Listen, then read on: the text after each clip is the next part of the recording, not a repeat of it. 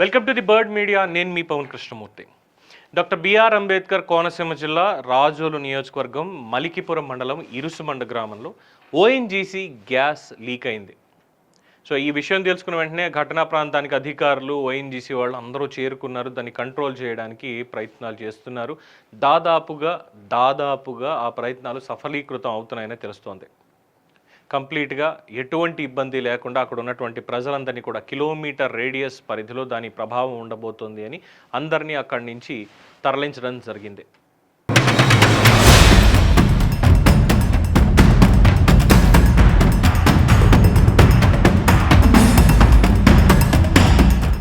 అయితే ఈ ఇరుసుమండ దగ్గర జరిగినటువంటి ఈ బ్లోఅవుట్ సరిగ్గా 30 సంవత్సరాల క్రితం జరిగినటువంటి ఇంకొక బ్లోఅవుట్ దాన్ని గుర్తు చేస్తూ వస్తోంది. అంటే వ్యక్తిగతంగా చెప్పాలంటే దాదాపుగా 30 ఏళ్ల క్రితం నా కంటితో 65 రోజుల పాటు చూసినటువంటిది. అది 3 దశాబ్దాల నాటి ప్రమాదం. సాంకేతిక పరిజ్ఞానం అసలు అంతగా అందుబాటులో లేని ఆ రోజుల్లో అక్కడ ఉన్నటువంటి మా ప్రజలందరికీ దాదాపు 65 రోజుల తర్వాత కానీ ఉపశమనం కలగలేదంటే మీరు నమ్మగలరా? ఇంకొక 3 రోజులు కనుక గడిస్తే, అంటే ఇంకొక 3 రోజులు గడిస్తే ఆ పాసర్లపూడి బ్లోఅవుట్కి 31 ఏళ్ళు నిండుతాయి. 1995 జనవరి 8వ తేదీ ఉమ్మడి తూర్పుగోదావరి జిల్లా పాసర్లపూడి దగ్గర ఆకుపచ్చటి దుప్పటి కప్పుకున్న ఉన్న కోనసీమలో మామిడి కుదురు మండలం పాసర్లపూడిలో ఓఎన్జీసీ వాళ్ళ చమురు అన్వేషణలో భాగంగా అక్కడ డ్రిల్లింగ్ చేస్తున్నారు. ఈ క్రమంలో అక్కడ ఉన్నటువంటి 19వ సెక్టార్లో జరిగిన ఒక చిన్న పొరపాటు అతి భారీ ప్రమాదమై కూర్చుంది. పొద్దున నిద్రలేచి మంచు ఇంకా తగ్గలేదు అంటూ పనుల్లోకి దిగిన కోనసీమ జనమంతా ఆ భారీ శబ్దానికి ఒక్కసారిగా ఉలిక్కిపడ్డాం. ఆ టైంలో ఆ శబ్దం ఏంటో ఏమైందో తెలియక ఆకాశం వైపు చూస్తుంటే జనానికి అక్కడ పైకి ఎగస్తూ రాకాసిలో ఉన్నటువంటి ఆ మంటలు కనిపిస్తున్నాయి. ఆ మంటలకి శబ్దానికి ఏమన్నా రిలేషన్ ఉందేమో అని చెప్పి అక్కడ ఉండగానే బిగ్గరగా సైరన్ మోగడం, ముంచుకొస్తోంది ప్రమాదం అని చెప్పి ప్రజలు వణికిపోతూ అక్కడి నుంచి బయటికి పారిపోతూ ఇవన్నీ చేసుకుంటూ వచ్చాం. బ్లోఅవుట్ అనేది మాకు ఆ మూమెంట్కి, అంటే మా కోనసీమ ప్రజలందరికీ కూడా ఒక కొత్త అనుభవం. అంతకుముందు ఎప్పుడు మాకు తెలియదు ఈ బ్లోఅవుట్ అనేది. ఎప్పుడైనా అగ్ని ప్రమాదాలు జరగడం కానీ ఇవన్నీ మామూలుగా ఉండే గడ్డివాములు తగలబడి ఊళ్ళు కాలిపోయినటువంటి సంఘటనలు చూసాం. కానీ ఇలాగా ఒక అత్యంత భారీ పేలుడుతో ఏకంగా 65 రోజుల పాటు నిర్విరామంగా మండుతూ ఉన్నటువంటి దాన్ని చూడడం నిజంగా చాలా భయంగా చూస్తూనే ఉంటే ఆ మంట తాకిడికి చుట్టుపక్కల దాదాపు కొన్ని ఎకరాల్లో కొబ్బరి చెట్లు అంటుకొని క్షణాల్లో మాడి మిస్ అయిపోయాయి. ఇప్పటికీ కూడా ఆ తోటల్లో ఎక్కడ మళ్ళీ పూత పూసినటువంటి సంఘటన లేదు. బ్లోఅవుట్ జరిగిన ప్రదేశం చుట్టూ ఇదే పరిస్థితి. జనం ఇల్లు వదిలి బయటకు వచ్చేసాం. ఊళ్ళు ఖాళీ చేయించారు. అమలాపురం, పీగన్నవరం, ఉప్పలగుప్తం, ఆ పక్కన ఉన్నటువంటి అంతర్వేది, ప్రతి చోట పాసర్లపూడి దగ్గర నుంచి సుమారు 10 కిలోమీటర్ల దూరంలో ప్రతి ఒక్కళ్ళని కూడా ఖాళీ చేయించారంటే మీరు నమ్మగలరా? దాదాపుగా ఎక్కడ పాసర్లపూడి, ఎక్కడ డొక్కా సీతమ్మ గారి ఆక్విడెక్ట్, అక్కడి నుంచి చూస్తుంటే ఏదో ఊళ్ళు తగలబడిపోతున్నట్టుగా అణుబాంబు పేలినప్పుడు మనకి ఏదైతే కనిపిస్తుందో ఆ విజువల్స్ మనం చూస్తూ ఉంటాం. అటువంటి స్థాయిలో అంత ఎత్తున గాలిలో ఒక 100 అడుగుల పైచిలుకు ఆ అగ్నికీలలు పైకి వెళుతూ ఉంటే భయంతో ఎలా ఉండేవాళ్ళం. ఇప్పుడంటే ఇంత పెద్దగా నేను మీ ముందు కనిపిస్తున్నాను. ఆ రోజు అమ్మ పక్కన నించున్నటువంటి ఒక బుడతడిని. అప్పట్లో ఓఎన్జీసీ నిపుణులు విదేశాల నుంచి వచ్చినటువంటి వాళ్ళు ఈ బ్లోఅవుట్ని ఆర్పడానికి ప్రయత్నించి చేతులు ఎత్తేశారు. విదేశాల నుంచి మళ్ళీ ఇంకొక బ్యాచ్ వాళ్ళు వచ్చారు. అలా దాదాపు వస్తూనే ఉన్నారు. 65 రోజుల తర్వాత కానీ ఆ బ్లోఅవుట్ని ఆర్పలేకపోయారు. అంటే ఒక చిన్న ఎగ్జాంపుల్ చెప్పాలి, ఎలా ఉంది ఆ బ్లోఅవుట్ అనే దానికి. ఎక్విప్మెంట్ తీసుకొస్తున్నారు, దానికి లాక్ వేయాలి. ఆ లాక్ వేసేదానికి వీళ్ళు తీసుకొచ్చేటువంటి ఈ మెటల్ పరికరాలు ఏవైతే ఉన్నాయో దగ్గరికి తీసుకువెళ్ళిన మరుక్షణం కొలిమిలో వేస్తే కరిగిపోతుంది చూసారా ఇనుము, ఆ విధంగా కరిగిపోతున్నాయి. అక్కడ వాళ్ళకి కనీసం మంచినీళ్ళు తాగాలి అంటే ఒక 5 కిలోమీటర్ల యువతలకి వచ్చి డీప్ ఫ్రీజర్లో పెట్టినటువంటి నీళ్లు తాగితే తప్ప వాళ్ళ ఒంట్లో వేడికి ఉపశమనం దొరికేది కాదు. అంత ఘోరమైనటువంటి పరిస్థితుల్లో వాళ్ళు పనిచేసేటువంటి వాళ్ళు. మార్చి 15వ తేదీకి, అంటే జనవరి 8న మొదలై మార్చి 15కి కానీ ఆ పరిస్థితి అదుపులోకి రాలేదు. ఒక్క స్పార్క్, ఒక్క తప్పు అంచనా, ఒక్క నిర్లక్ష్యం, దాని ఫలితమే ఒక భారీ బ్లోఅవుట్. ఎందుకు ఈ మాట అనాల్సి వస్తోంది అంటే, ఆ 65 రోజుల బ్లోఅవుట్ తర్వాత మళ్ళీ నిన్ననే ఇరుసుమండలో జరిగినటువంటి ఈ బ్లోఅవుట్. అయితే ఆ రోజుకి ఈ రోజుకి తేడా ఏంటంటే టెక్నాలజీ. ఏదైనా ప్రమాదం జరిగితే ఇమ్మీడియట్గా దాన్ని కట్టడి చేయగలిగేటువంటి ఒక సౌకర్యం మన దగ్గర ఉండడం. అండ్ అఫ్ కోర్స్ అది ఇంకా పూర్తి అవ్వలేదనుకోండి, ఇంకా ఆ కార్యక్రమంలోనే ఉన్నారు. ఎందుకు ఈ బ్లోఅవుట్లు జరుగుతున్నాయి, ఎవరిది తప్పు అన్న దగ్గర దేశానికి ఇంధనం అందించే ఓఎన్జీసీ, అదే సంస్థలో అసలు ఈ ప్రమాదం ఎలా జరిగింది?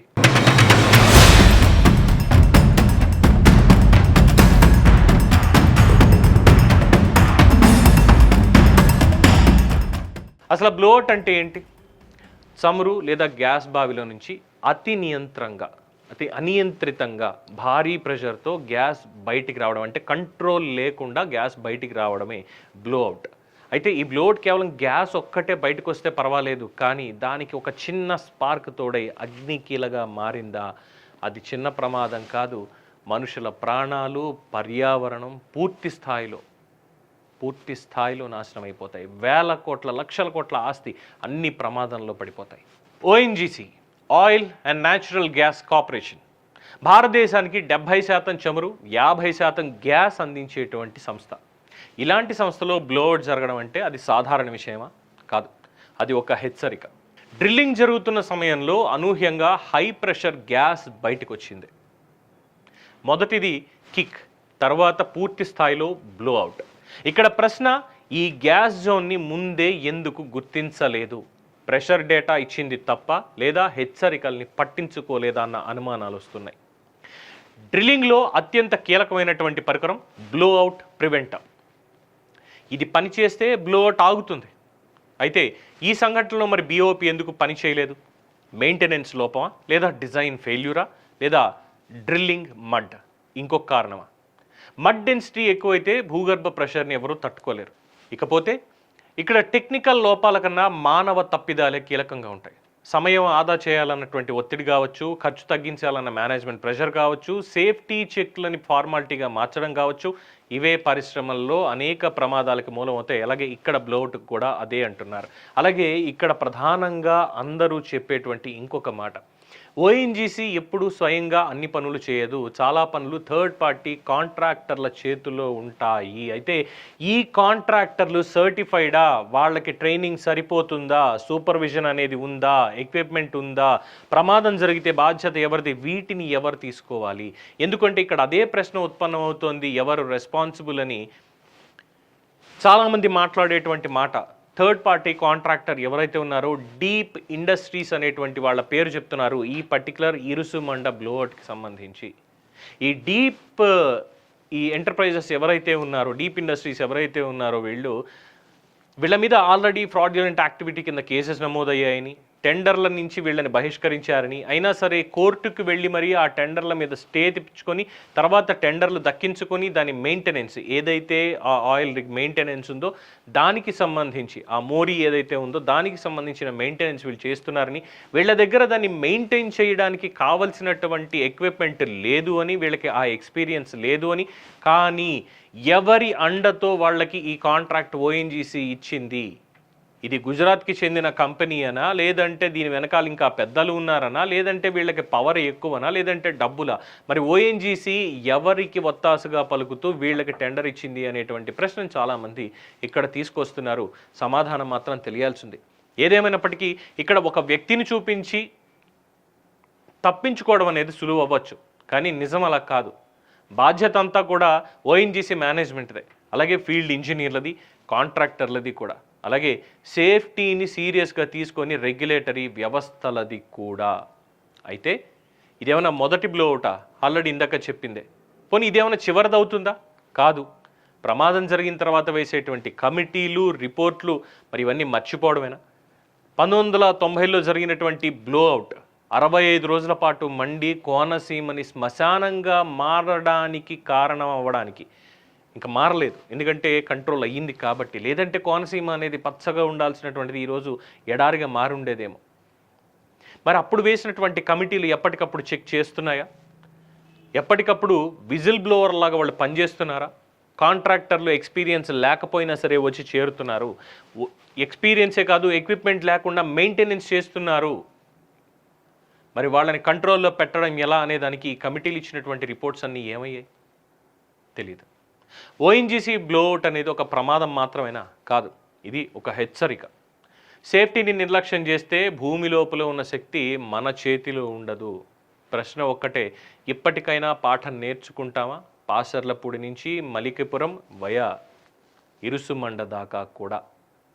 ఎందుకంటే కోనసీమ జిల్లా మలికిపురంలో జరిగినటువంటి బ్లోఅవుట్ ప్రస్తుతం సంచలనానికి దారితీస్తోంది. మళ్ళీ 3 దశాబ్దాల క్రితం జరిగినటువంటి ఆ ప్రమాదాన్ని మా కంటికి చూపించొద్దు అని కోనసీమ వేడుకుంటోంది. మరి ప్రభుత్వాలు దాని మీద ఎటువంటి చర్యలు తీసుకుంటాయి? ఇంకొక బ్లోఅవుట్ అనేది రాకుండా కోనసీమ వాసులకే కాదు, ఎక్కడెక్కడ గ్యాస్ నిక్షేపాలు ఉన్నాయో ఆ ప్రదేశాలన్నిటికీ కూడా వాగ్దానం చేయగలరా? Let's wait and see. మీ అభిప్రాయాన్ని కామెంట్స్ రూపంలో తెలియజేయండి. చూస్తూనే ఉండండి ది బర్డ్ మీడియా.